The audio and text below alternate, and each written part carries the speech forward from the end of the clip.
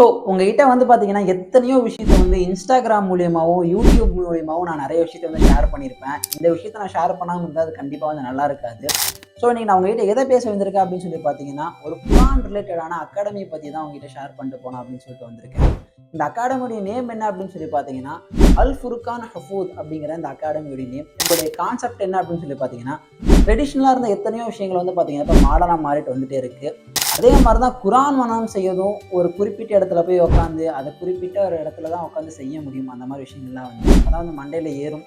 So அந்த மாதிரி இருக்க விஷயத்த வந்து பார்த்தீங்கன்னா, இவங்க ஆன்லைன் முறைப்படி ரொம்ப தேர்ச்சி பெற்ற டீச்சர்ஸை வச்சு இதை வந்து எல்லாத்தையுமே வந்து பண்ணிட்டு இருக்காங்க.